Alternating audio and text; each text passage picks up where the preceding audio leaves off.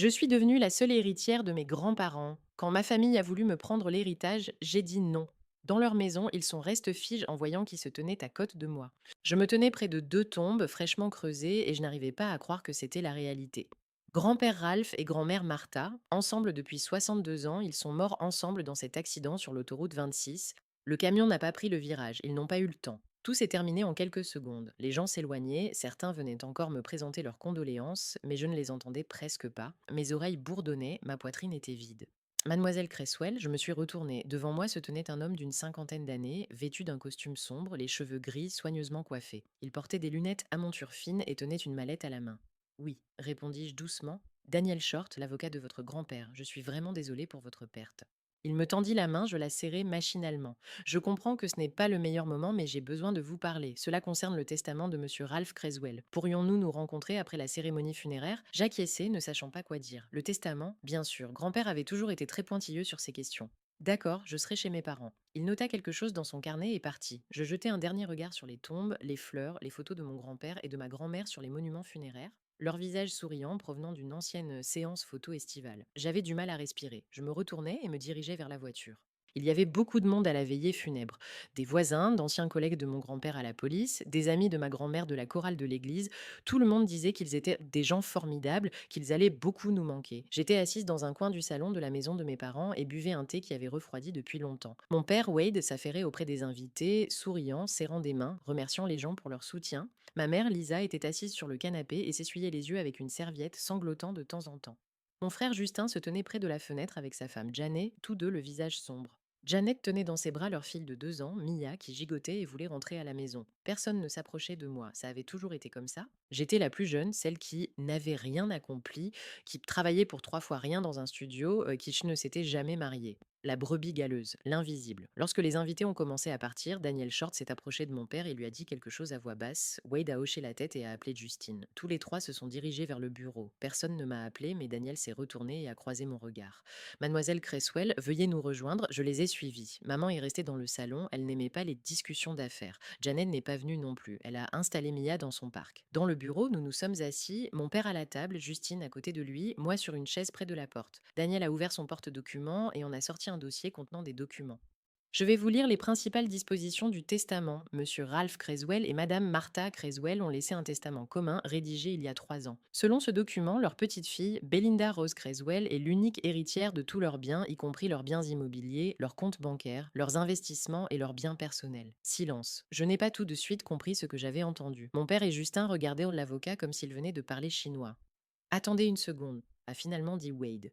Que signifie seule héritière? Je suis leur fils. Je comprends votre surprise, monsieur Creswell, mais le testament est très clair. Monsieur Ralph a laissé une lettre personnelle dans laquelle il explique sa décision, mais il n'était pas légalement tenu de le faire. Le testament a été rédigé selon sa volonté, certifié par un notaire et est tout à fait légal.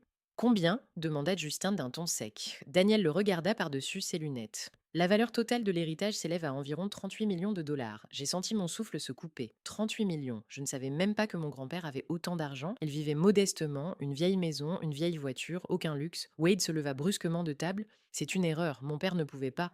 Votre père pouvait et l'a fait, l'interrompit calmement Daniel. J'ai tous les documents. Je vous laisserai une copie du testament si vous souhaitez le contester devant les tribunaux, mais je dois vous avertir qu'il n'y a aucun motif de contestation. Il posa le dossier sur la table et me regarda.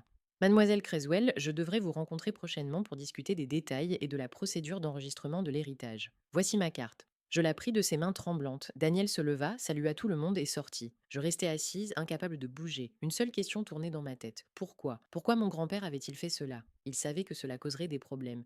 Il savait comment la famille considérait l'argent. Tu savais? La voix de mon père était calme mais menaçante. Non, ai-je à peine réussi à articuler. Mensonge, a grondé Justin. Tu tournais autour d'eux, tu leur faisais de la lèche, alors ils t'ont enregistré. Je ne savais rien. Ma voix s'est enfin élevée. Ça fait 6 ans que je rembourse le crédit immobilier. Justine s'approcha. 6 ans que je leur demande de l'aide et ils t'ont donné de l'argent pour ton studio de merde. Ils ne m'ont rien donné. J'ai tout fait moi-même. Ça suffit, intervint Wade. Il s'essuya le visage avec la main et soupira. Belinda, écoute-moi, ton père s'est clairement trompé. Il était peut-être malade quand il a rédigé son testament, il ne savait pas ce qu'il faisait. Il y a 3 ans, il avait déjà 80 ans. 38 millions, c'est fou de laisser tout ça à une seule personne. Tu comprends bien que c'est l'argent de la famille. Il faut le partager comme le font les gens normaux. Je le regardais, son visage avait soudain pris une expression presque paternelle. Fausse. Je ne sais pas, dis-je honnêtement. Je dois réfléchir, je dois comprendre pourquoi il a pris cette décision. Il n'y a rien à réfléchir, s'est emporté Justin à nouveau. Tu nous donneras une partie et nous oublierons tout ce cirque. Justin, je ne peux pas simplement. Tu es sérieuse? Tu te crois meilleure que nous, toi qui n'as rien fait de bon dans ta vie depuis 27 ans? Justin, ai-je essayé, mais il ne m'écoutait pas. Tu n'as même pas trouvé un mari normal. Tu vis dans un appartement minuscule, tu roules dans une voiture pourrie et tout à coup, tu as 38 millions. Pourquoi? Quelque chose en moi s'est serré, je me suis levée. J'ai besoin de réfléchir, je veux lire la lettre de grand-père, comprendre pourquoi il a pris cette décision. S'il avait voulu que je partage cet argent, il l'aurait écrit dans son testament. Wade a tapé du poing sur la table. Tu as 2 jours pour prendre la bonne décision, ensuite nous irons au tribunal et contesterons ce testament et crois-moi, nous trouverons des moyens de prouver que ton père était incapable. Il n'était pas incapable, dis-je doucement. Vous le savez vous-même. Je pris mon sac et sortis du bureau. Dans le salon, ma mère m'a attrapé par la main. Belinda, ma fille, ne fais pas l'enfant, pense à ton frère, à nous sommes une famille. J'ai retiré ma main et je me suis dirigée vers la sortie. Derrière moi, j'ai entendu la voix de Justin. Si tu ne le rends pas de ton plein gré, tu le regretteras. Je suis montée dans ma voiture et je suis rentrée chez moi. J'ai passé toute la soirée assise sur le canapé, la carte de Daniel entre les mains. Le téléphone n'arrêtait pas de sonner. Ma mère, mon père, Justine, Janet. Je ne répondais pas. Vers 21 heures, Janet m'a envoyé un message. Belinda, je comprends que c'est difficile pour toi, mais pense à Mia, nous avons vraiment besoin d'argent. Justin dit que si tu ne nous aides pas, il ne sait pas comment nous allons rembourser nos dettes. S'il te plaît. J'ai bloqué mon téléphone. J'avais de la peine pour Mia, mais quelque chose dans toute cette situation n'allait pas. Grand-père n'était pas idiot, il ne m'aurait pas tout laissé sans raison. À minuit, j'ai entendu frapper à la porte. Un bruit sec et insistant. Je me suis approchée et j'ai regardé par le Judas, Wade, Lisa, Justine, Janet. Belinda, ouvre! La voix de mon père était dure. J'ai ouvert. Ils ont tous fait irruption dans l'appartement. Fais tes valises, a dit Wade. Tu ne vis plus dans cette maison. Quoi? C'est mon appartement. Que nous avons payé pendant 1 an et demi pendant que tu cherchais ta voie, a-t-il rugi. Nous avons investi de l'argent en toi, tu nous es redevable, et maintenant que tu gagnes des millions, tu ne veux même pas partager, alors nous ne partagerons rien non plus. Fais tes valises et pars. Je vous ai rendu chaque centime. Fais tes valises, répéta-t-il froidement. Sinon, nous les ferons nous-mêmes. Janet regardait le sol, Lisa pleurait, blottie contre l'épaule de Wade. Justin se tenait les bras croisés sur la poitrine, dans le visage impassible. J'ai compris qu'ils étaient sérieux. Il était inutile de discuter. J'ai fait mon sac à dos. Vêtements, papiers, ordinateur portable. Je n'ai pas eu le temps de prendre autre chose. Nous ne sommes plus ta famille, m'a dit Janet alors que je franchissais le seuil. La porte a claqué derrière moi. Je me suis assise dans la voiture et j'ai démarré. Automatiquement, sans réfléchir. 30 minutes de route et me voilà devant la vieille maison de mon grand-père. 2 étages, un bardage délabré, un grand porche où ma grand-mère cultivait des pétunias. J'ai trouvé les clés sous le paillasson, mon grand-père les gardait toujours là. Je suis entrée, ça sentait le vieux bois et quelque chose de subtil, le parfum de ma grand-mère. J'ai allumé la lumière, le salon était rempli de vieux meubles et il y avait des photos sur la cheminée. Moi, petite, dans les bras de mon grand-père, ma grand-mère dans la cuisine avec un gâteau, toute la famille à Noël il y a environ 20 ans, je suis montée au 2e étage, je suis entrée dans la chambre où je dormais quand j'étais petite, un lit, une commode, un vieil ours en peluche sur l'étagère, je me suis effondrée sur le lit et j'ai pleuré, pas à cause de l'argent. Mais parce que ma famille m'avait chassée, parce que je n'avais pas pu rendre immédiatement ce que mon grand-père m'avait laissé, parce que je voulais comprendre sa volonté, le matin j'ai été réveillée par des coups à la porte, brusques, autoritaires. J'ai regardé par la fenêtre. La voiture de mon père était garée devant la maison. Je suis descendue et j'ai ouvert la porte. Wade, Lisa, Justine, leurs visages étaient déterminés, leurs regards froids. Sors de la maison, Belinda, a dit mon père. Cette maison doit revenir à toute la famille, pas seulement à toi. Nous avons le droit de la vendre et de partager l'argent. Tu ne peux pas simplement tout garder pour toi. Je voulais répondre, mais une voix calme s'est fait entendre. Je crains que vous ne vous trompiez. Je me suis retournée. Daniel Short se tenait sur le porche. À côté de lui se trouvait un homme d'une soixantaine d'années, vêtu d'un jean et d'une chemise à carreaux, avec une barbe grisonnante et des yeux gris pénétrants. Le visage de mon père se figea. Justin pâlit. Marvin, dit Wade, et sa voix trahissait quelque chose qui ressemblait à de la peur. Marvin monta sur le porche et je vis Wade reculer involontairement d'un pas. Le détective semblait plus âgé que son âge, le visage buriné, les yeux profondément ridés, mais le dos droit et le regard déterminé. Que fais-tu ici demanda mon père, essayant de garder un ton autoritaire mais sans grande conviction. La même chose qu'il y a 30 ans, Wade, j'aide mon partenaire. Marvin regarda les 3 hommes. Même si Ralph n'est plus là, je lui ai promis de terminer le travail. Quel travail? Justine essaya de sourire, mais cela ne fut pas très convaincant. Grand-père est mort dans un accident. Le camion n'a pas pris le virage. Un accident malheureux. Peut-être, acquiesça Marvin. Ou peut-être pas, c'est ce que j'essaie de découvrir. Je me tournai vers Daniel, ne comprenant pas ce qui se passait. Excusez-moi, mais comment? Pourquoi êtes-vous tous les deux ici? Daniel ajusta ses lunettes. Belinda m'a envoyé un SMS hier soir pour me dire qu'elle avait besoin d'aide, dit-il calmement. Elle m'a dit que ses proches l'avaient expulsée de son appartement et qu'elle avait peur qu'il vienne ici. J'ai contacté le détective Gallagher car je savais qu'il travaillait avec votre grand-père. Nous avons convenu de venir ce matin pour vous remettre les documents et, si nécessaire, être présent en cas de conflit. J'étais stupéfaite. Je n'avais écrit à personne, mais Daniel me regardait avec un tel calme, comme si c'était la chose la plus évidente au monde. Et puis j'ai compris, il mentait. Il mentait pour me protéger, pour que mon père et Justin ne se demandent vraiment pas pourquoi un avocat et un détective étaient arrivés ici juste à temps. Oui, ai-je balbutié. Merci d'être venu. Marvin m'a fait un signe de tête à peine perceptible pour me faire comprendre que tout allait bien. Wade a serré les poings. C'est ridicule, vous insinuez que nous avons fait quelque chose. Je n'insinue rien, je constate les faits. Marvin sortit un petit carnet de sa poche. Fait numéro 1, Ralph m'a contacté il y a 5 ans pour que je l'aide à documenter certains incidents. Fait numéro 2, ces incidents concernèrent des demandes financières de la part de son fils et de son petit-fils. Troisième fait, l'un de ces incidents impliquait une tentative de falsification de signature sur des documents relatifs à la vente d'un terrain. Justin pâlit brusquement. C'est faux, je n'ai jamais. J'ai des copies des documents, l'interrompit calmement Marvin, et le rapport d'un expert en graphologie qui a confirmé la falsification. Ralph a alors décidé de ne pas aller voir la police, car il ne voulait pas faire honte à sa famille. Mais il a commencé à prendre des notes détaillées. Il a tourné la page de son carnet.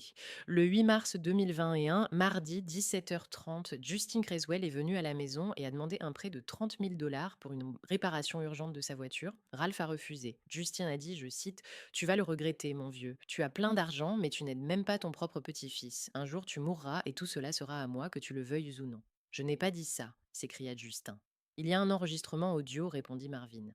Ralph a commencé à enregistrer ses conversations avec vous après l'incident de la contrefaçon. Vous voulez que je le passe tout de suite. Silence. Justin regardait le sol, les mâchoires crispées. Wade passa la main sur son visage. Écoute, Marvin, dit-il en essayant d'adopter un ton conciliant.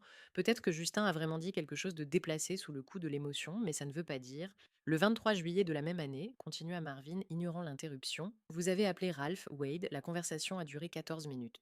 Vous avez accusé votre père de ne vous avoir jamais aimé, de donner toute son attention à Belinda et que s'il ne vous transférait pas une partie de l'argent maintenant, vous trouveriez un moyen de le déclarer incapable et de tout récupérer par voie judiciaire. Lisa poussa un petit cri. Wade restait immobile, seules les veines de son cou étaient tendues. Après cette conversation, Ralph a réécrit son testament, dit Daniel. Il a tout laissé à Belinda. Dans la lettre qu'il lui a laissée, il explique sa décision. Si vous le souhaitez, vous pouvez essayer de contester le testament devant les tribunaux, mais tous ces enregistrements et documents serviront de preuve. Je restais là, incapable de prononcer un mot. Tout ce que Marvin disait semblait horrible, impossible. Mais en même temps, c'était en quelque sorte prévisible. J'ai toujours su que Wade et Justine pouvaient être cruels quand il s'agissait d'argent. Je n'imaginais simplement pas à quel point. Daniel ouvrit son porte-documents et en sortit une épaisse enveloppe. Monsieur Creswell, Madame Creswell, Monsieur Creswell Junior, dit-il d'un ton officiel comme s'il lisait un verdict, je dois vous informer que, conformément au testament de Ralph et Martha Creswell, rédigé il y a 3 ans et certifié par un notaire, tous les biens immobiliers, y compris cette maison et le terrain de 2 acres, deviennent la propriété de Belinda Rose Creswell, comme on vous l'a dit hier. Vous n'avez aucun droit sur ces biens. C'est impossible, s'écria Lisa. C'est la maison familiale. Wade a grandi ici. La maison familiale, répéta Marvin, que Ralph a achetée avec son propre argent en 1983. Il avait le droit d'en disposer comme il l'entendait. Wade se tourna brusquement vers moi. Tu as tout planifié, n'est-ce pas? Tu leur as écrit, tu les as montés contre nous. Je n'ai rien planifié, répondis-je doucement. Mensonge. Justin s'approcha, mais Marvin lui barra le chemin. Un pas de plus et je vous arrête pour menace et intrusion dans une propriété privée, dit calmement le détective, mais sa voix était ferme. Wade attrapa Lisa par la main. Allons-y, nous n'avons rien à faire ici. Il se dirigea vers la voiture, Lisa courut derrière lui, Justin s'attarda, me lançant un regard plein de haine. Tu vas le regretter, murmura-t-il. Tu te crois meilleur que nous? Tu verras ce qui arrive à ceux qui trahissent leur famille. Justine, dit calmement Marvin, si vous la menacez encore une fois, je vous arrêterai pour intimidation de témoin. Vous avez 10 secondes pour disparaître de ma vue. Justin fit demi-tour et courut vers la voiture, et peu après, ils partirent. Je m'assis sur les marches du porche, mes jambes tremblaient. Daniel s'assit à côté de moi. Vous devrez rester ici quelques jours, le temps que nous finalisions les documents, dit-il doucement. Je vous laisserai une copie du testament et une lettre de votre grand-père. Lisez-la quand vous serez prête. Il posa une grande enveloppe sur mes genoux et se dirigea vers la voiture. Marvin s'approcha également et posa sa main sur mon épaule. Petite, j'ai connu ton grand-père pendant 30 ans, c'était le meilleur homme que j'ai jamais rencontré. Si tu as besoin d'aide, appelle-moi. Nous surveillons tes proches, mais si quelque chose arrive que nous ne voyons pas, appelle-moi. Je suis toujours joignable. Il m'a donné sa carte et a suivi Daniel. Je me suis assise sur le porche, l'enveloppe dans les mains. Le soleil était déjà haut dans le ciel, c'était une matinée chaude, les oiseaux chantaient, tout semblait paisible, normal. Et moi, je venais d'apprendre que ma famille l'avait fait pression sur mon grand-père pendant des années, lui avait demandé de l'argent, l'avait menacé. Je suis entrée dans la maison, je me suis assise à la table de la cuisine et j'ai ouvert l'enveloppe. La première chose que j'ai vue était une lettre écrite de la main familière de mon grand-père. Elle était un peu tremblante car il l'avait écrite à un âge avancé. Ma chère Belinda, si tu lis ceci, c'est que je ne suis plus là. Pardonne-moi de te laisser un tel fardeau. Je sais que tu ne voulais pas d'argent, que tu ne l'as pas demandé. Mais je ne pouvais le confier à personne d'autre. Wade et Justin ont depuis longtemps perdu la notion de ce qu'est la vraie valeur. Pour eux, l'argent est synonyme de pouvoir, la possibilité de prendre ce qu'ils veulent. Pour toi, je sais qu'il peut être l'occasion de faire le bien. Je crois en toi, mon enfant. J'ai toujours cru en toi, avec tout mon amour, grand-père. Je me suis mise à pleurer. Assise dans la vieille cuisine de mon grand-père, j'ai pleuré comme une petite fille. J'avais mal, j'avais peur, je me sentais seule, mais en même temps, je ressentais quelque chose de chaleureux. Mon grand-père pensait à moi, même lorsqu'il se préparait à mourir. J'ai passé les heures suivantes à trier des documents. Daniel m'avait laissé un dossier contenant toutes les notes de mon grand-père. Des dates, des noms, les sommes demandées par Wade et Justine. Certaines sommes étaient énormes, 50 000, 70 000. Grand-père donnait parfois, parfois refusait, mais les menaces devenaient plus fréquentes chaque année. Je suis montée au deuxième étage et je suis entrée dans la chambre de grand-mère et grand-père. Un grand lit, une vieille commode, des lunettes de lecture sur la table de chevet. J'ai commencé à ouvrir prudemment les tiroirs. Dans le tiroir du bas, j'ai trouvé un journal intime relié en cuir. L'écriture de ma grand-mère était soignée à l'ancienne. Je l'ai ouvert au hasard. Une note datée de mai 2022. Justine est revenue aujourd'hui. Il a demandé de l'argent pour rembourser son prêt. Il a crié sur Ralph quand celui-ci a refusé. Il a dit que nous étions de vieux salauds, que nous nous moquions de la famille. Ralph a essayé de lui expliquer que nous l'avions déjà aidé 3 fois cette année, mais Justine ne l'écoutait pas. Quand il est parti, j'ai vu que Ralph tremblait. Il a déjà 81 ans, il ne mérite pas d'être traité ainsi par son propre petit-fils. J'ai tourné quelques pages supplémentaires. Belinda est venue passer le week-end. Elle a apporté un gâteau qu'elle avait préparé elle-même. Il était un peu bancal, mais tellement bon. Nous nous sommes assis sur le porche et avons parlé de son travail. Elle m'a parlé d'un nouveau projet, un design pour un jeune couple avec un bébé. Ses yeux brillaient, elle est si gentille, si sincère. Le soir, Ralph m'a dit: Marthe, elle est la seule à vraiment nous aimer, les autres ne voient j'ai que l'argent. Je ne pouvais qu'être d'accord avec lui, j'avais du mal à respirer, j'ai fermé le journal, je l'ai serré contre ma poitrine. Grand-mère savait, elle avait tout vu, j'ai continué à lire. Il y avait des notes sur la façon dont Wade venait et se disputait avec grand-père à cause de la répartition injuste de l'attention. Comment Lisa avait appelé en pleurant pour dire qu'il avait du mal à joindre les deux bouts, alors que grand-père savait que Wade venait d'acheter un nouveau bateau. Comment Justin avait menacé de faire un scandale et de dire à tout le monde que Ralph était un mauvais père s'il n'avait pas d'argent. Et puis j'ai trouvé un message qui m'a glacé le sang. Aujourd'hui, Ralph m'a dit qu'il voulait emmener Belinda chez nous. Elle n'a que 6 ans et Wade et Lisa se disputaient tout le temps. L'enfant le voyait. Belinda est venue chez nous pour le week-end et ne voulait pas rentrer chez elle. Elle pleurait, suppliait de rester. Ralph a parlé à Wade, lui a proposé que la petite fille vive chez nous pendant 1 an ou 2, le temps qu'ils arrangent leur relation. Mais Wade a refusé. Il a dit que cela donnerait l'impression qu'il était un mauvais père et que les gens allaient en parler. Ralph a protesté, mais Wade a emmené Belinda et est parti. Je l'ai vu nous regarder à travers la vitre arrière de la voiture. Ses yeux étaient remplis de larmes, j'ai posé le journal, mes mains tremblaient tellement que j'avais du mal à le tenir. Mon grand-père voulait m'emmener. À l'époque, le téléphone a sonné, j'ai sursauté et j'ai regardé l'écran. Janet, je ne voulais pas répondre, mais j'ai quand même décidé de prendre l'appel. Belinda, la voix de Janet était douce, presque un murmure. J'ai besoin de te parler, en privé. C'est important, s'il te plaît. De quoi? Pas au téléphone, s'il te plaît. On se retrouve demain au café de Tay Street à midi, celui où nous sommes allés pour l'anniversaire de Mia. Je me souvenais de ce café, un petit endroit confortable qui servait des gâteaux maison et du bon café. Pourquoi? Je ne peux pas parler maintenant. Justin est à la maison. Belinda, je sais que tu ne me fais pas confiance, mais cela concerne Mia. Et toi, je t'en prie, il y avait quelque chose dans sa voix qui m'a convaincue. De la peur, de la vraie peur. D'accord, demain à midi. Elle a raccroché sans même dire au revoir. Je suis restée assise avec le téléphone dans les mains à me demander que veut-elle me dire? Est-ce un piège? Le lendemain, à midi, j'étais assise dans un café de Tay Street, une tasse de café depuis longtemps refroidie à la main. L'endroit était presque vide, à part un couple de personnes âgées près de la fenêtre et une barista qui s'ennuyait derrière le comptoir. J'ai choisi une table dans le coin le plus éloigné d'où je pouvais voir l'entrée. Jeannette est arrivée à midi 15. Elle avait mauvaise mine, des cernes sous les yeux, les cheveux attachés en une queue de cheval négligée, des traces de larmes récentes sur le visage. Elle a regardé autour d'elle comme pour vérifier que personne ne la suivait et s'est rapidement approchée de ma table. Merci d'être venue, a-t-elle dit en s'asseyant en face de moi. J'ai hoché la tête ne sachant pas quoi répondre. Janet a commandé un café, mais lorsque le barista lui a apporté sa tasse, elle ne l'a même pas touchée. Elle est restée assise, les mains serrées sur les genoux. Je dois te prévenir de quelque chose, a-t-elle finalement commencé. À propos de Justin. Je t'écoute. Elle a soupiré mais s'est passé la main sur le visage. Depuis 2 ans, il voit une autre femme, Courtney. Ils travaillent ensemble dans une compagnie d'assurance. Je l'ai découvert par hasard en trouvant des factures d'hôtel et de restaurants. Quand je lui en ai parlé, il n'a pas nié. Il m'a dit que j'étais ennuyeuse, que notre mariage était mort depuis longtemps, qu'il restait uniquement pour Mia. Je suis restée silencieuse. Je ne savais pas quoi dire. Janet m'avait toujours semblé froide, distante, la femme idéale pour Justine. Mais à présent, je ne voyais devant moi qu'une femme effrayée. Il dépensait l'argent de notre compte commun, a-t-elle poursuivi. Des voyages, des cadeaux pour elle. Je n'ai rien dit car j'avais peur, peur qu'il parte, peur de me retrouver seule avec Mia, sans argent, sans soutien. Mais maintenant, tout est encore pire. Elle m'a enfin regardé dans les yeux. Quand il a appris l'héritage que ton grand-père t'avait tout laissé, il est devenu fou. Il a dit que c'était notre argent, que tu l'avais volé. Il s'est arrangé avec Wade et Lisa. Il voulait en te forcer à leur donner une partie. Et quand tu as refusé, Justin m'a menacé. Il t'a menacé de quoi? Il a dit que si je ne l'aidais pas à te soutirer de l'argent, il demanderait le divorce et prendrait Mia. Il dira au tribunal que je suis une mauvaise mère, que je suis mentalement instable. Il connaît un avocat qui l'aidera à gagner le procès. Il connaît des gens. Et moi, je n'ai rien. Je ne travaille pas depuis 3 ans. Je reste à la maison avec Mia. Je n'ai même pas d'argent à moi. Elle se mit à pleurer, doucement, sans bruit. Les larmes coulèrent simplement sur ses joues. Je ne veux pas l'aider, Belinda, je n'en peux plus. Je veux divorcer, je veux prendre Mia et partir. Mais j'ai besoin d'aide, j'ai besoin d'un avocat et je ne peux même pas le payer. Elle s'est essuyé le visage avec une serviette, essayant de se calmer. Je sais que je n'ai pas le droit de te demander ça, tu ne me dois rien, mais s'il te plaît, aide-moi. Je suis restée assise, digérant ce que j'avais entendu. Justin était infidèle, il faisait chanter sa propre femme, il voulait utiliser l'enfant comme moyen de pression. Tout cela semblait horrible, mais en même temps tout à fait dans son style. Je vais t'aider, dis-je enfin. Je vais trouver un avocat, je paierai ses services, mais j'ai besoin de preuves. Correspondance, facture, enregistrement de conversation, tout ce que tu as. Janet acquiesça en sortant son téléphone de son sac. Tout est là, j'ai tout copié ces derniers mois, au cas où.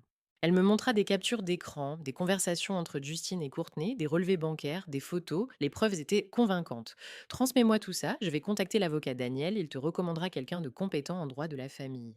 Merci, murmura Janet. Je ne sais pas comment te remercier.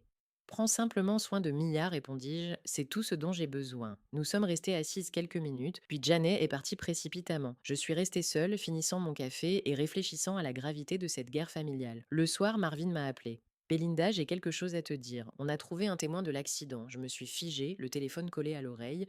Quel témoin? Un homme qui s'appelle Terry Stokes. Il roulait sur la même route ce jour-là. Il était quelques voitures derrière ton grand-père. Il vient seulement de contacter la police. Il dit avoir vu la voiture de ton grand-père se comporter bizarrement. Bizarrement. Terry dit que Ralph a essayé de s'arrêter. On voyait qu'il appuyait sur les freins, mais la voiture ne ralentissait pas. Il regardait ses pédales, paniqué. Et puis il a foncé dans le camion à toute vitesse, sans ralentir du tout. J'ai eu froid. Qu'est-ce que cela signifie? Cela signifie que les freins ont peut-être mal fonctionné. J'ai déjà demandé une expertise de la voiture. Elle est toujours à la fourrière. Personne n'a récupéré les débris. S'il y a des traces d'intervention, nous les trouverons. Il s'est tu un instant. Je vais aussi me rendre au garage où mon grand-père a fait réviser la voiture pour la dernière fois. Je veux parler au mécanicien pour savoir s'il a remarqué quelque chose d'étrange. Marvin, ai-je à peine réussi à articuler. Tu penses que quelqu'un a délibérément... Je ne pense rien pour l'instant, je rassemble simplement les faits. Mais si ce n'était pas un accident, Belinda, nous découvrirons la vérité, je te le promets. Il raccrocha et je restais assise dans la maison vide, sentant le nœud se resserrer lentement autour de moi. Si Justine ou Wade avaient vraiment fait quelque chose à la voiture de mon grand-père, je ne pouvais pas rester là sans rien faire. Il fallait que j'agisse. J'ai décidé d'aller chez mes parents. Peut-être que ma mère savait quelque chose. Peut-être qu'elle me dirait la vérité si je lui parlais en privé. Je suis arrivée chez eux dans la soirée. La voiture de Justin n'était pas là, tant mieux. La voiture de mon père avait également disparu. J'ai frappé à la porte. Lisa a ouvert presque immédiatement. Elle avait l'air fatiguée, plus âgée que d'habitude. Belinda, dit-elle sans surprise. Que veux-tu? Je veux parler avec toi en privé. Elle a hésité puis s'est écartée pour me laisser entrer. Nous sommes allés dans le salon. Je me suis assise sur le canapé. Ma mère est restée debout. Maman, je veux savoir la vérité. Que se passe-t-il entre Justine et papa? Pourquoi me déteste-t-il autant à cause de cet argent? Lisa s'est détournée. Tu ne comprends pas, tu n'as jamais compris à quel point c'était difficile pour nous. Difficile. Vous avez une maison, des voitures, papa touche une pension.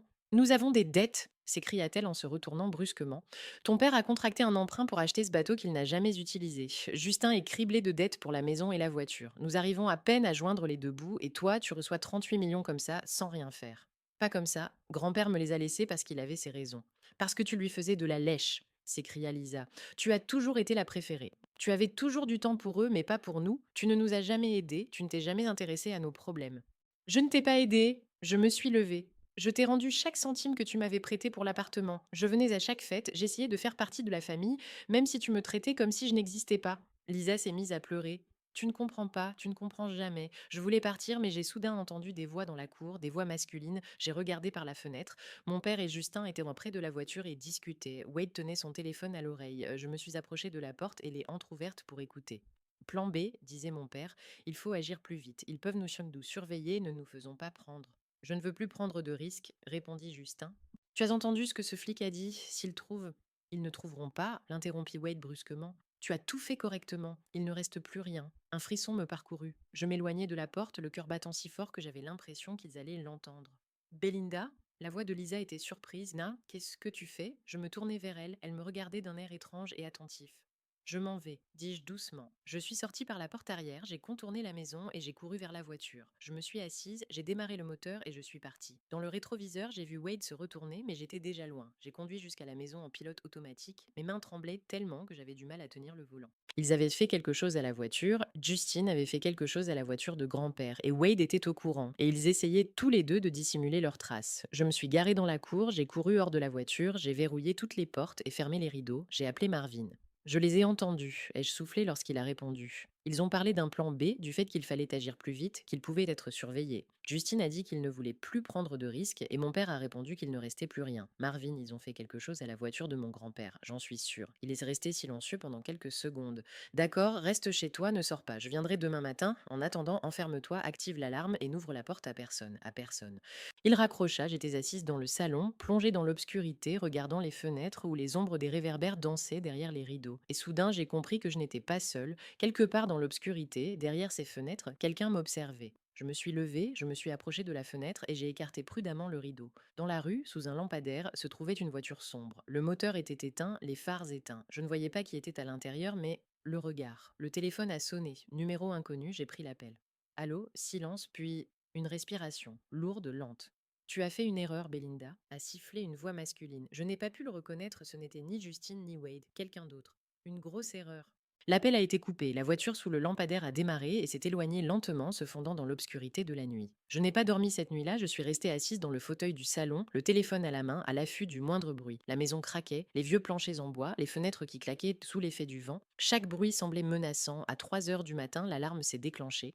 Un son strident et perçant a rompu le silence. Je me suis précipitée hors du fauteuil, le cœur battant si fort que j'en avais les oreilles qui sifflaient. L'alarme ne pouvait signifier qu'une chose. Quelqu'un essayait de s'introduire dans la maison. J'ai attrapé le téléphone et composé le 911, puis j'ai appelé Marvin. Il y a quelqu'un ici, ai-je soufflé dans le combiné. L'alarme s'est déclenchée. Je. Enferme-toi dans ta chambre, m'ordonna-t-il sèchement. J'arrive, la police est déjà en route. Oui.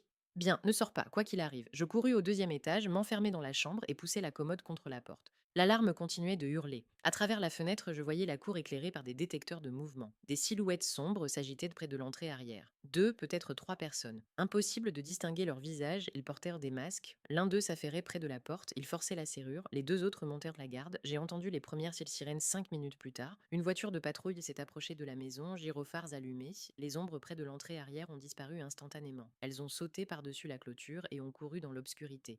Je ne suis descendue que lorsque j'ai entendu frapper à la porte d'entrée et une voix dire Police.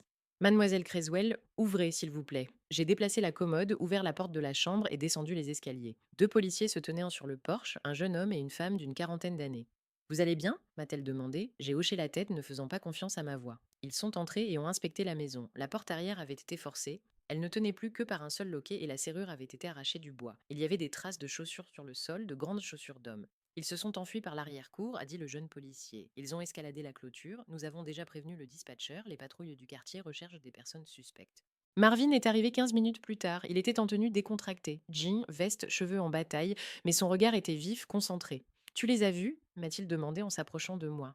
Des ombres, 2, peut-être 3, masquées. Ils ont forcé la porte arrière. Il a regardé les patrouilleurs. Y a-t-il des caméras dans le quartier? Nous allons vérifier, a répondu la patrouilleuse en hochant la tête. Les voisins ont peut-être des caméras de surveillance. Marvin s'approcha de la porte cassée, s'accroupit et examina les traces. Du travail de pro, marmonna-t-il.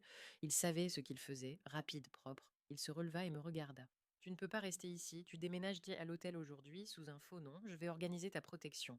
Je ne veux pas fuir ma maison, dis-je doucement. Belinda, ce n'est pas une plaisanterie. Quelqu'un a engagé des gens pour t'intimider, ou pire, je ne te laisserai pas prendre ce risque. Je voulais discuter, mais je sentis soudain la fatigue m'envahir. Je me contentais d'acquiescer. Le lendemain matin, j'étais assise dans une chambre d'un petit hôtel à la périphérie de la ville. Marvin m'avait enregistré sous le nom de Sarah Jones et avait payé 2 semaines à l'avance. Un garde faisait le pied de patouille devant la porte, un grand homme prénommé Lenny, que Marvin connaissait depuis l'époque où il travaillait dans la police. À 10 heures du matin, Marvin m'a appelé. J'ai des nouvelles, pas les meilleures. Je me suis assise sur le lit, serrant le téléphone dans ma main. Je t'écoute. Je suis allée au garage où mon grand-père faisait réviser sa voiture. Je voulais parler au mécanicien qui s'occupait de son véhicule, mais il s'avère que le gars a démissionné il y a 2 semaines, du jour au lendemain. Il ne s'est tout simplement pas présenté au travail, il a appelé le propriétaire et lui a dit qu'il partait. Il y a 2 semaines, c'était après l'accident. Exactement, j'ai trouvé son adresse et je m'y suis rendue. L'appartement est vide. Les voisins disent qu'ils l'ont vu faire ses valises pendant la nuit et partir quelque part. J'ai déjà demandé où il se trouvait, mais pour l'instant, il semble avoir disparu. J'ai eu froid. Tu penses qu'il est impliqué? Je pense qu'il sait quelque chose ou qu'il a fait quelque chose, et maintenant il se cache. Marvin soupira. Encore une chose, nous avons vérifié les enregistrements des caméras des voisins près de chez toi. Les hommes qui ont tenté de s'introduire dans la maison sont arrivés dans un SUV noir sans plaque d'immatriculation. Les caméras les ont filmés à 2h30 du matin, ils se sont garés à un pâté de maison de la maison et se sont approchés à pied des professionnels. Ils ont été engagés, murmurai-je. Oui, la question est de savoir par qui. Pour l'instant, nous n'avons aucune preuve permettant d'accuser Wade ou Justine, mais je vais continuer à creuser et je trouverai. Il raccrocha. J'étais assise dans ma chambre d'hôtel, regardant par la fenêtre la journée grise. Tout semblait irréel, comme si j'étais dans un film où les gens tuent pour de l'argent, où la famille devient l'ennemi. Le soir, Janet m'a appelée. Belinda, j'ai trouvé un avocat, elle s'appelle Rita Campbell, elle est spécialisée dans les affaires familiales. Nous nous sommes rencontrés aujourd'hui et elle dit que j'ai de bonnes chances d'obtenir la garde de Mia. C'est bien, ai-je répondu en essayant de me concentrer. Elle veut te rencontrer demain, elle dit qu'il est important de discuter des aspects financiers et de la manière dont tu peux m'aider. Peux-tu venir à 14 heures à son bureau sur Oakland Avenue? J'ai noté l'adresse. Je viendrai. Le lendemain, je me suis rendue au bureau de Rita Campbell, un petit local situé au deuxième étage d'un vieil immeuble du centre-ville. Rita était une femme d'une cinquantaine d'années, avec une coupe courte grisonnante et des yeux bruns pénétrants. Elle m'a serré la main et m'a invité à entrer dans son bureau. Janet était déjà assise là, tripotant nerveusement la bandoulière de son sac. Merci d'être venue, mademoiselle Creswell, a dit Rita en s'asseyant à son bureau. Janet m'a expliqué votre situation. Êtes-vous prête à l'aider financièrement? Oui, je paierai vos services et j'aiderai Janet à se loger jusqu'à ce qu'elle retombe sur ses pieds. Rita acquiesça. Très bien, passons maintenant aux choses sérieuses. Janet m'a fourni des preuves de l'infidélité de Justin Creswell. Des correspondances, des relevés bancaires, des photos, c'est une position solide. Mais il y a autre chose. Elle regarda Janet. Montre-lui. Janet sortit son téléphone, trouva les captures d'écran et me les transmit. Je commençai à lire. Il s'agissait de messages échangés entre Justine et Wade. Le vieux a encore refusé. Il dit qu'il ne donnera pas un centime. Il faut faire quelque chose. Peut-être que le destin nous aidera. S'il ne s'en mêlait pas, tout serait plus simple. Que veux-tu dire? Réfléchis. Ils ont 80 ans. Combien de temps leur reste-t-il? 1 an, 2 ans? Et si quelque chose leur arrivait avant? Tu es sérieuse?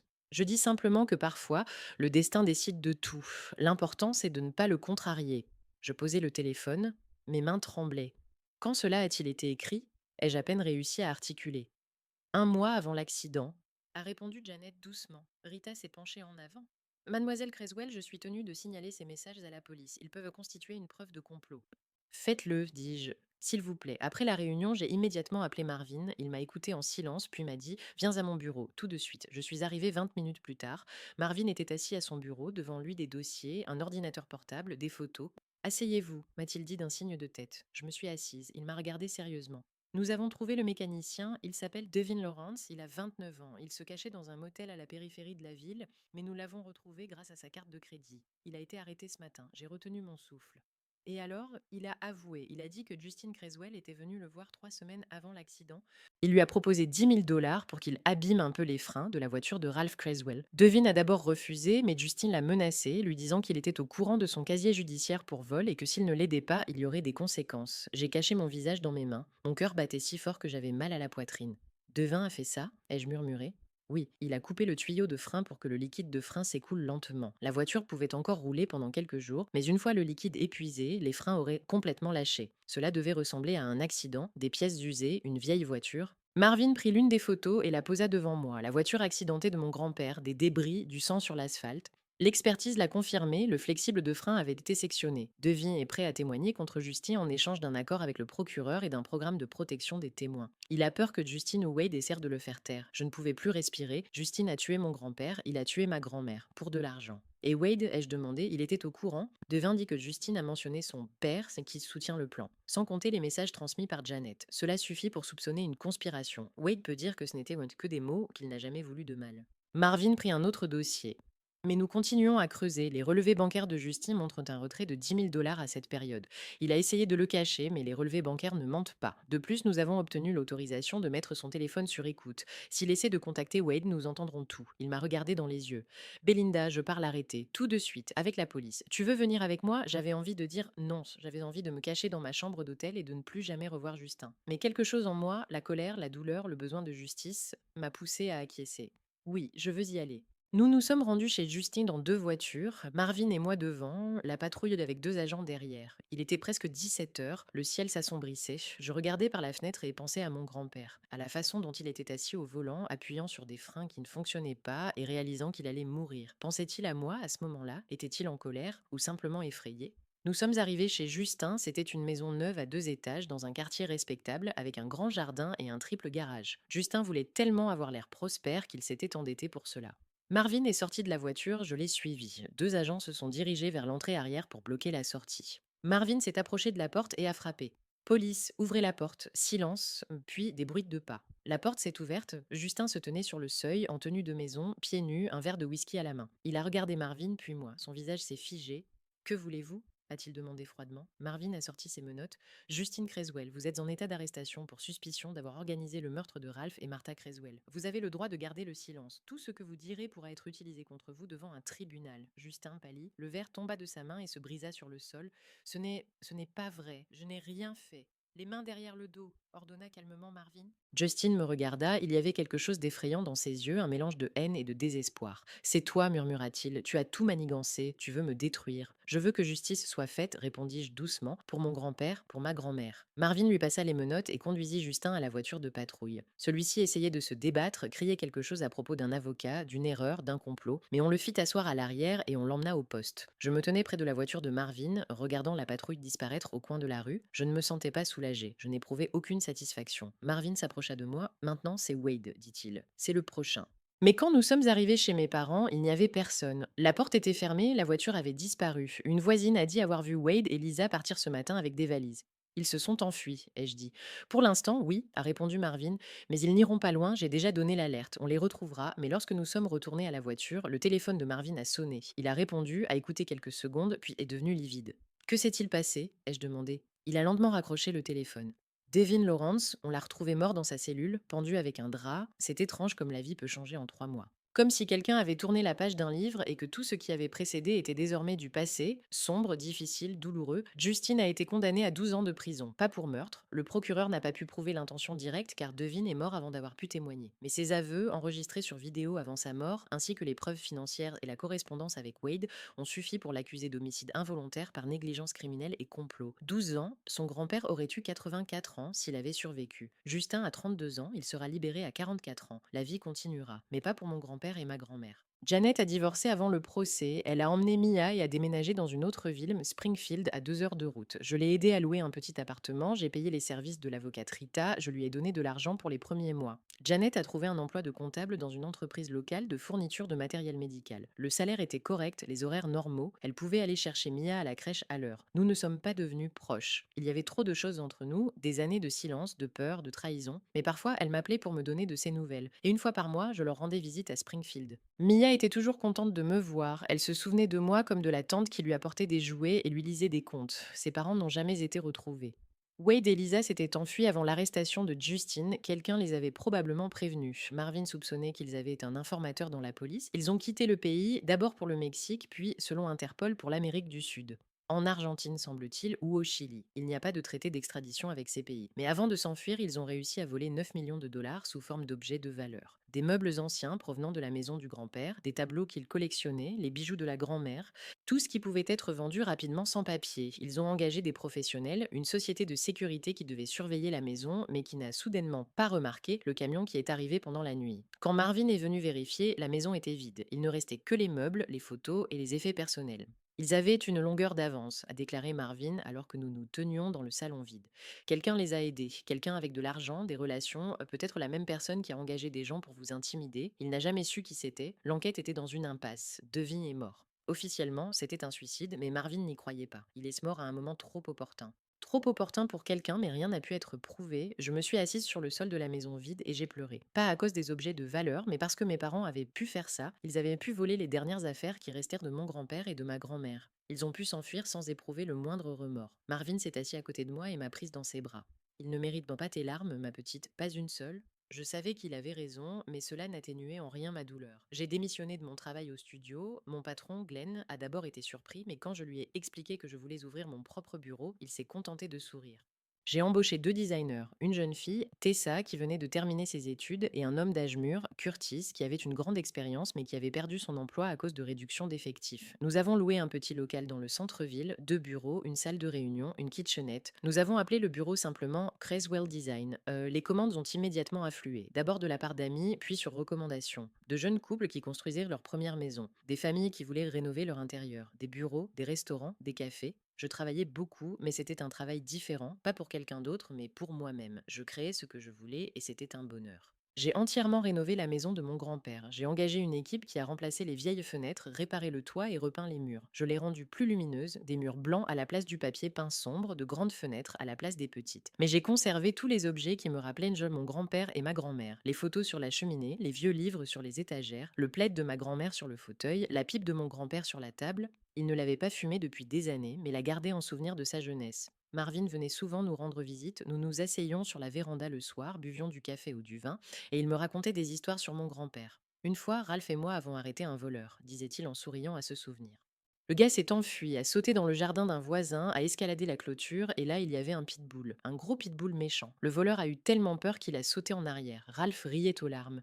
Il disait que le pitbull avait fait le boulot à notre place. Je l'écoutais et je souriais. J'aimais découvrir des choses que je ne savais pas sur mon grand-père. Il n'était pas simplement un vieil homme qui aimait s'asseoir sous le porche avec son journal. C'était un homme vivant, avec des histoires, de l'humour, du courage. Il a toujours cru en toi, m'a dit Marvin un soir. Il m'a raconté comment tu venais les voir, comment tu leur montrais tes projets. Il ne comprenait rien au design, mais il voyait tes yeux briller quand tu en parlais. Et il disait: Marvin, cette fille va faire quelque chose de grand, il lui faut juste du temps. J'ai pleuré, pas de douleur, mais de chaleur. Mon grand-père croyait en moi, même quand je ne croyais pas en moi-même. Un jour, Marvin m'a apporté un vieux dossier. Je l'ai trouvé dans les archives, m'a-t-il dit. Ralph a laissé des notes sur ses investissements. Il voulait que tu saches d'où venait l'argent. J'ai ouvert le dossier. Il contenait des documents anciens, jaunis, certains datant encore des années 80. Mon grand-père avait investi dans différentes entreprises, principalement des startups technologiques qui semblaient alors être des idées folles. La plupart d'entre elles ont échoué, mais quelques-unes ont réussi. L'une des entreprises était Apple à ses débuts. L'autre était Amazon à l'époque où elle ne vendait encore que des livres. Mon grand-père a acheté des actions pour quelques centimes, les a oubliées, et 20 ans plus tard, elles valaient des millions. Il a lui-même été surpris lorsque son conseiller financier a calculé combien il possédait, a déclaré Marvin. Il a dit: J'ai conservé ces actions parce que j'ai simplement oublié de les vendre et même oublié qu'elles existaient, et elles ont pris de la valeur. J'ai souri à travers mes larmes, c'était tout à fait mon grand-père de faire quelque chose de génial par hasard, mais après tout ce qui s'était passé, la vie n'était pas tranquille. J'ai engagé 2 gardes qui montaient la garde devant la maison jour et nuit. L'un d'eux, Ralph, était un ancien militaire d'environ 35 ans, grand, les cheveux courts et le regard calme. Il ne parlait pas beaucoup, mais quand il parlait, ses mots se faisaient du poids. Au début, nous ne communiquions presque pas. Il faisait son travail, je faisais le mien, mais un soir, alors que j'étais assise sur la véranda avec une tasse de thé, il s'est approché. Je peux a-t-il demandé en désignant le fauteuil à côté de moi. Bien sûr. Nous sommes restés assis en silence pendant quelques minutes. Puis il m'a demandé: Comment ça va? J'ai été surprise. D'habitude, les gardes ne posaient pas ce genre de questions. Ça va, ai-je répondu, autant que possible. Il a hoché la tête. J'ai lu ton dossier, ce qui s'est passé. Désolé de m'être immiscée. C'est juste que je te trouve forte. Tout le monde ne pourrait pas survivre à une telle épreuve. Je ne savais pas quoi répondre. Après cette soirée, nous avons commencé à discuter plus souvent. Il me parlait de sa vie, de l'armée, de la guerre, de la difficulté de revenir à une vie normale après tout ce qu'il avait vu. Je lui parlais de mon grand-père, de ma famille, de mes efforts pour reconstruire ma vie petit à petit. Il n'a pas essayé de me réconforter. Il n'a pas dit que tout irait bien ou que le temps guérit. Il s'est contenté d'écouter et c'était exactement ce dont j'avais besoin. Un jour, il m'a invité à sortir, pas en tant que garde du corps et cliente, juste en tant que 2 personnes. J'ai accepté. Nous sommes allés dans le même café où je rencontrais Janet. Nous nous sommes assis près de la fenêtre, avons bu, parlé de choses insignifiantes, du temps, du travail, de nos films préférés. Rien de profond, rien de difficile, juste une vie normale. Cela fait maintenant 2 mois que nous nous voyons. Rien de sérieux, rien de précipité. Juste 2 personnes qui essaient de se donner une chance. Il ne me pose pas de questions sur l'argent, ne s'intéresse pas à l'héritage. Tout ce qui compte pour lui, c'est qui je suis. Et c'est la meilleure chose qui me soit arrivée depuis tout ce temps. J'ai divisé l'argent de l'héritage en plusieurs parties. J'en ai investi une partie comme le faisait mon grand-père. J'ai acheté des actions, des biens immobiliers, des obligations. Mon conseiller financier m'a dit que si je faisais attention, cet argent me suffirait pour toute ma vie. Et pour la vie de mes enfants, s'ils venaient à naître. J'ai consacré l'autre partie à des œuvres caritatives. J'ai créé le fonds de bourse d'études Creswell pour les enfants issus de familles défavorisées qui souhaitent étudier le design, l'architecture ou les arts. Chaque année, 5 étudiants ont bénéficié d'une prise en charge intégrale de leurs frais de scolarité à l'université. C'est ce qu'auraient fait mon grand-père et ma grand-mère, j'en étais certaine. La première année du fonds, j'ai rencontré personnellement chaque boursier, des visages jeunes, pleins d'espoir et d'ambition. Mes parents ne m'ont pas contacté une seule fois pendant ces 3 mois. Parfois, je pensais à eux, non pas avec colère, mais avec une sorte de nostalgie vide. Ils étaient de ma famille. Ils m'ont élevé, nourri, habillé. Mais ils ne m'ont jamais aimé, pas comme mon grand-père et ma grand-mère. Marvin disait qu'on les recherchait, Interpol, le FBI, mais je savais qu'ils ne reviendraient pas. Ils avaient disparu dans cette partie du monde où l'argent peut acheter une nouvelle vie, une nouvelle identité. Peut-être sont-ils heureux là-bas, peut-être ont-ils enfin obtenu ce qu'ils avaient toujours voulu, et moi j'ai perdu ma famille. Mais je me suis sauvée. Nous sommes ce soir. Je suis assise dans ma maison rénovée, sur le canapé, une tasse de chocolat chaud à la main. Sur la cheminée, il y a une photo de mon grand-père et de ma grand-mère. Ils sourient, ils s'embrassent. Jeunes, heureux. Cette photo a été prise il y a environ 40 ans avant ma naissance. Je les regarde et je pense, ils m'ont sauvée. Pas seulement avec de l'argent, mais en m'apprenant à voir la vraie valeur des gens, en m'apprenant à aimer non pas pour ce que quelqu'un peut donner, mais simplement pour ce qu'il est. Je ne me sens plus coupable d'être restée seule, je me sens libre et reconnaissante. Dehors, la nuit tombe.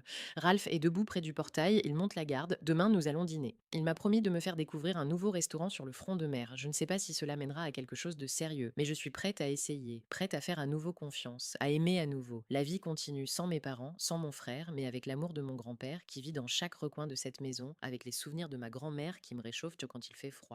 Avec de nouvelles personnes qui entrent dans ma vie et la rendent meilleure. Je pose ma tasse sur la table et m'approche de la cheminée. Je touche le cadre avec la photo. Merci, murmurai-je, pour tout. Et je sais qu'ils m'entendent.